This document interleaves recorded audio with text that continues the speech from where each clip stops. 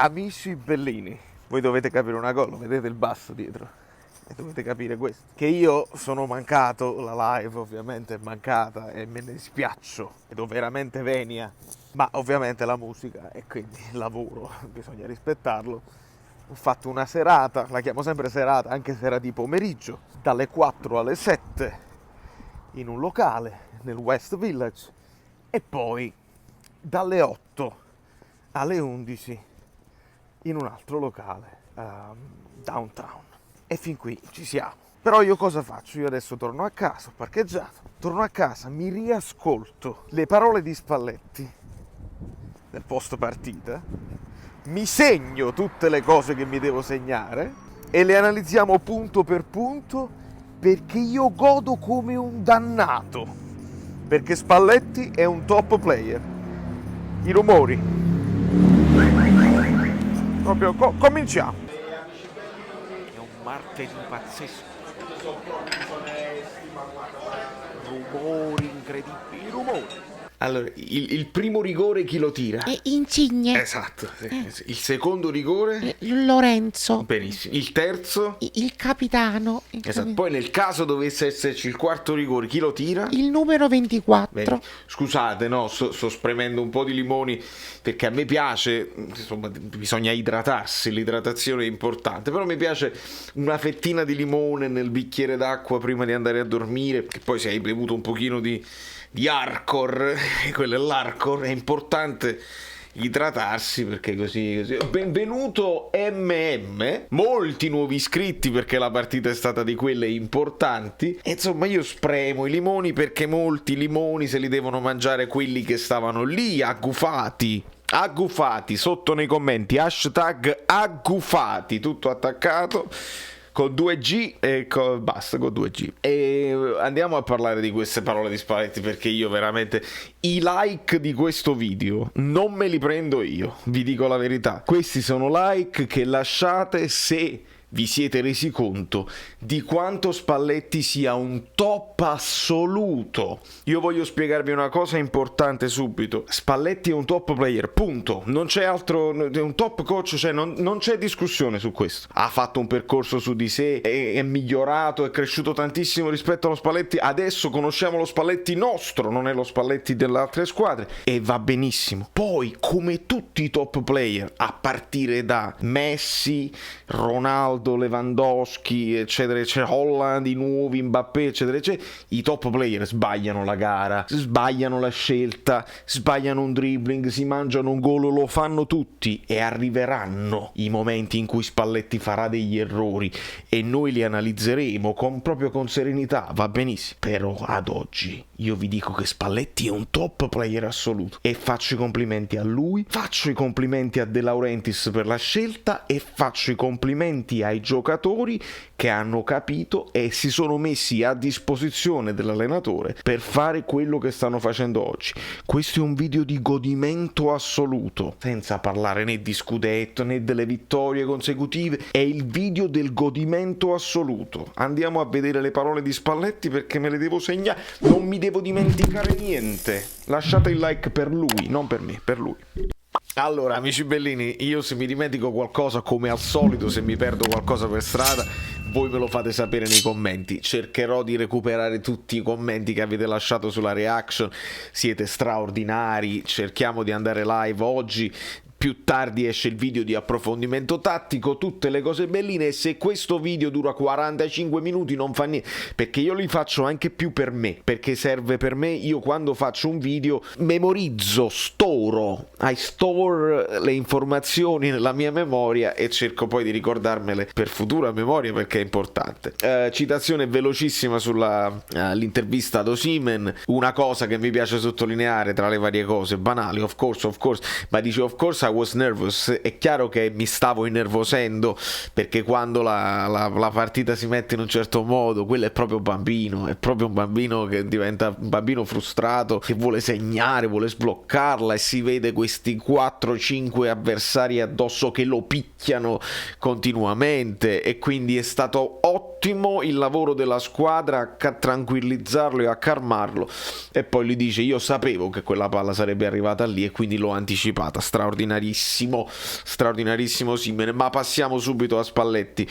La prima domanda gliela fanno proprio su Osimhen e lui ci ripete, Spalletti, che sta aggiungendo, ricordate le cose che ci diceva, è un grandissimo giocatore che però deve aggiungere delle cose che ancora non considera importanti, e tra le cose che non considerava importanti o che comunque sta aggiungendo nel suo repertorio è la difesa della palla. Ragazzi, l'abbiamo visto tantissimo, poi i dettagli tecnico-tattici li vediamo nel prossimo video, però Spalletti è talmente straordinario che io me lo ascolto veramente come se fosse una serie TV.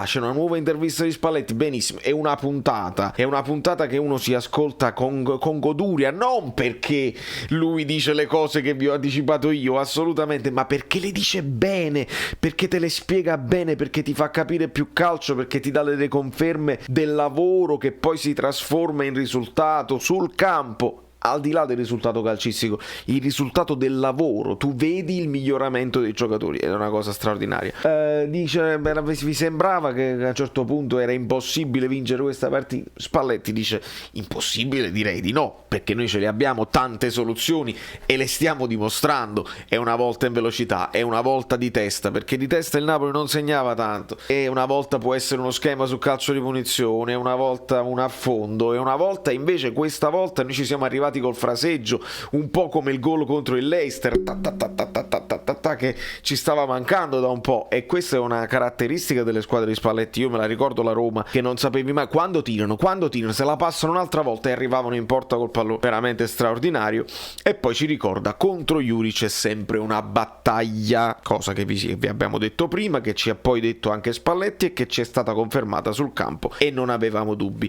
Citazione su Ramani, lui ci dice che si è guadagnato la titolarità, ma è poi bravissimo a dire è di livello come gli altri, perché quando Spalletti fa una considerazione su un giocatore lo esalta ma non diminuisce gli altri assolutamente, e ci aggiunge sempre quello che poi può migliorare. Ramani può migliorare in costruzione, straordinario, lo farà dopo anche con Anghissà. Cresciuti di mentalità, questa è una cosa importante, la compattezza, e Spalletti ne approfitta per ricordare il lavoro di sacrificio che fa Insigne e sottolinea proprio. Spalletti non ha il tempo di guardarsi le mie reaction, lo so, non ha il tempo, ma questo vi fa capire che quando io faccio la reaction, sì, c'è l'emozione, molti mi avete scritto ti guardi la partita come me la guardo io se ti stai male, però io ci metto sempre qualche cosa tattica dentro e devo sottolinearlo. Insigne non ha fatto una grande partita, dopo il rigore è scomparso completamente dal gioco, ha sbagliato tantissimi passaggi, però quel lavoro di sacrificio Spalletti lo sottolinea e fa bene, perché è una cosa non unica nel suo genere, perché molti poi si sacrificano, ma lo deve fare ed è importante. Sottolinea di questo lavoro, sottolinea anche il lavoro di Politano, che a lui dispiace poi sostituirlo, si vede dai gesti che fa quando li ringrazia quando escono dal campo. È una squadra di amici, e quando ci dice una squadra di amici ci fa capire che c'è il sacrificio, la voglia di sacrificarsi l'un l'altro per l'altro sta un po' in difficoltà, faccio una corsa in più, bellissimo. Poi si arriva alla domanda ovviamente sul rigore di Insigne, e l'abbiamo già detto, nella sua dialettica è straordinario. Il primo rigore, il prossimo rigore lo tira Insigne, lo so, l'ha detto già Joe Pellicchia, insomma, eccetera eccetera. Anghissà, vogliamo parlare di Anghissà, e lui dice ma lasciamolo stare, lasciamolo nascosto, magari anche a sottolineare il fatto che c'è una trattativa in corsa tra Giuntoli, insomma, e il Fulham, e quindi si sta provando magari di riscattarlo prima del tempo. Lasciamolo nascosto, altrimenti sale il prezzo, e vediamo un pochino di non perderlo, perché è veramente un giocatore straordinario. Poi aggiunge anche deve migliorare magari nelle imbucate, perché sempre ciacca e medica, non si può esaltare, pompieraggio, non si può esaltare tutto all'improvviso, bisogna anche sapere dove si può migliorare, perché questa squadra è una fase di miglioramento continua.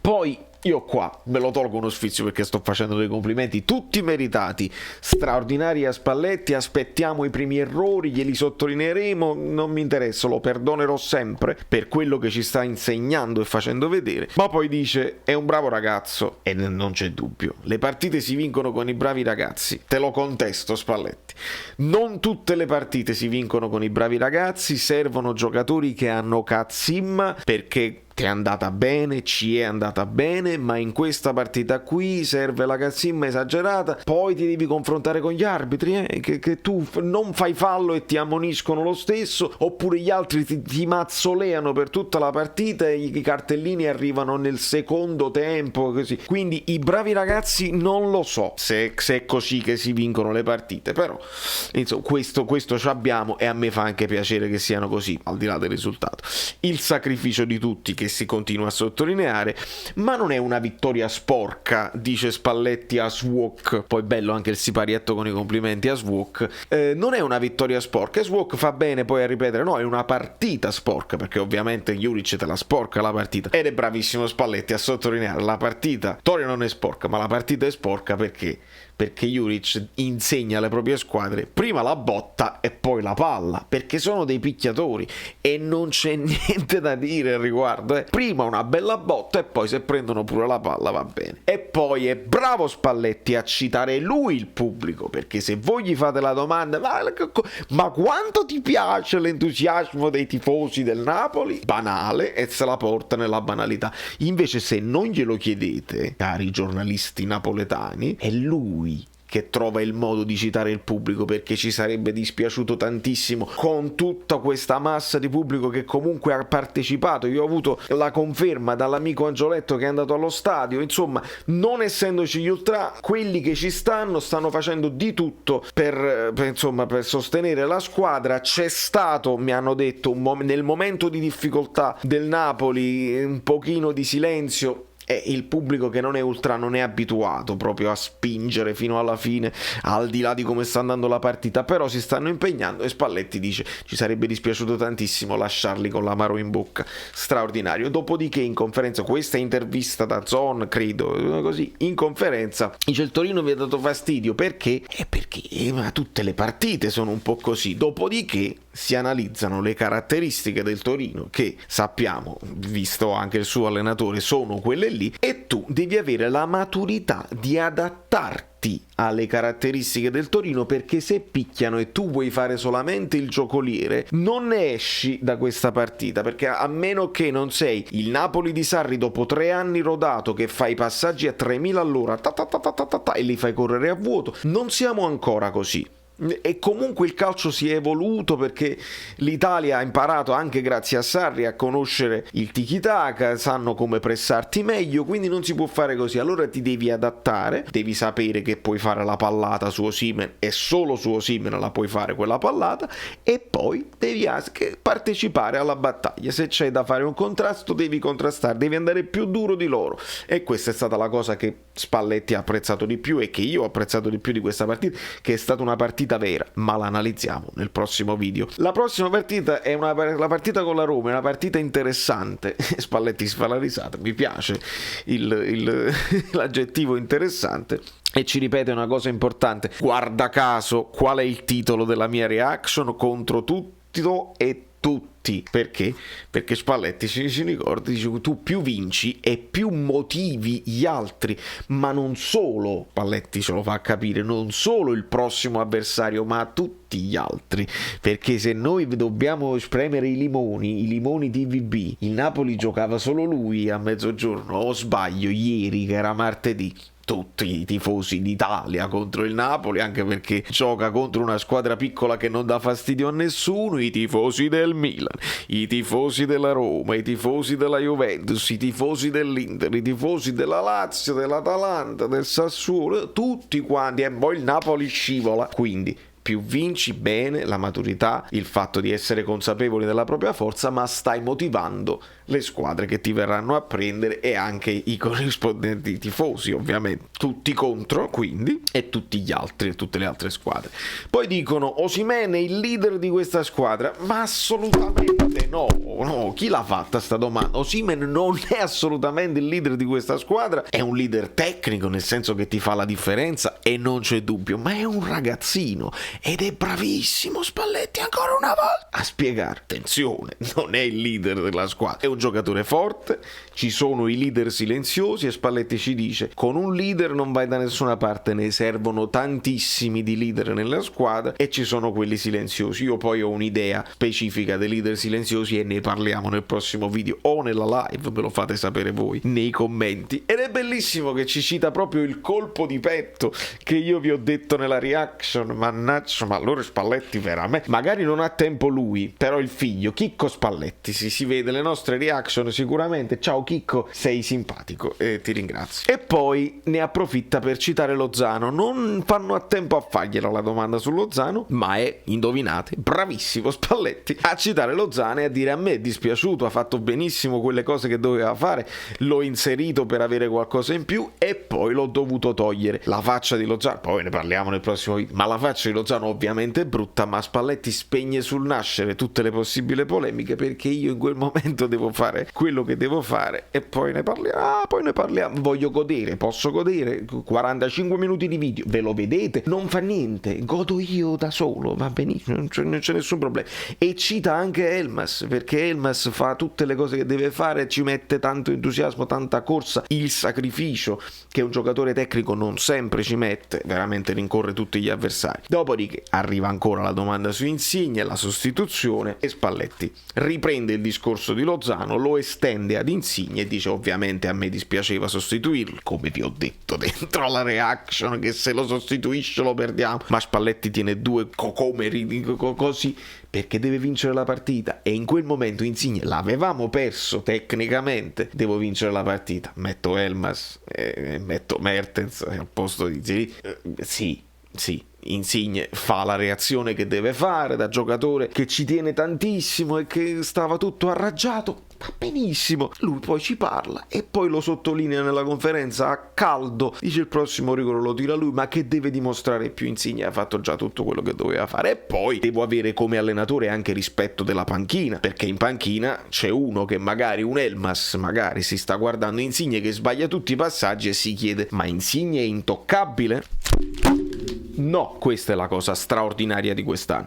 Ugolini, l'ottava vittoria è la più sofferta, abbiamo eguagliato il record di Sarri, eccetera, eccetera. E qua, intuizione mia, magari è una stupidaggine, Spalletti dice è corretta l'analisi, anche se è una cosa banale perché non ha detto niente. Secondo me proprio a recuperare anche un rapporto per non mettersi a tuzzo con un giornalista specifico che poi nelle cose successive ti metterà in difficoltà, Spalletti se lo abbraccia proprio con lì e dice è corretta l'analisi che fai, è stata sofferta proprio perché già dalla vigilia si sapeva tutti contro e tutta questa aspettativa pazzesca, e sottolinea il fatto che il Napoli è stato bravo nell'avere pazienza, che vi ha detto Valerio Fluido nella reaction, dobbiamo avere pazienza nel secondo tempo perché devi forzare quando devi forzare ma non ti devi sfilacciare, e noi qualche cosa l'abbiamo comunque sofferta, perché poi andremo a vedere gli XG, qualche occasione il Torino l'ha avuta e abbiamo avuto un buon portiere. Dopodiché l'ultima domanda è per Mertens e Spalletti ci ricorda, come se ce ne fosse bisogno, che gode del consenso dello stadio ma perché se l'è meritato ovviamente sul campo, e ci cita le cose che fa bene Mertens, che sono tutte le fasi, perché Mertens sa come correre addosso agli avversari, come schermare le linee di passaggio, dopodiché è bravo nello stretto. E poi ci ricorda che è l'unico, Spalletti ci dice proprio, è l'unico che poi sotto porta quando devi tirare e devi segnare, è l'unico che ha dei numeri importanti che si avvicinano a quelli là, intoccabili, e praticamente ci cito ancora una volta Maradona. Signori miei, per questo video la finiamo qui. Se avete delle cose da aggiungere me le fate sapere nei commenti, se volete semplicemente godere così mi lasciate un cuoricino sotto così come commento per smuovere l'algoritmo, i like li avete avete lasciati sono per Spalletti, non sono per me. Noi stasera ce ne andiamo live, tra qualche ora analisi tattica, che per me è tra qualche secondo, perché stacco, attacco, non dormo ma godo tantissimo perché me lo merito, ed è bellissimo vedere questa squadra che lotta e recupera anche il risultato, che alla fine, lo sapete, risulta tristi, se no dice però hai visto col Torino, e invece no. Abbiate pazienza, abbiamo vinto un'altra partita da New York. Valerio Fluido è quasi tutto, perché il lunedì è lungo e ce ne saranno delle altre. Ciao, sono Saveria Solida. Se arriviamo a 15.000 iscritti su YouTube è una cosa di cortesia, ma secondo me dovreste seguirlo anche su Instagram, @ValerioFluido. Fa tutte queste cose cretine. Sei iscritto pure a TikTok. Niente più, dai, basta, sei cringe. Quante cose.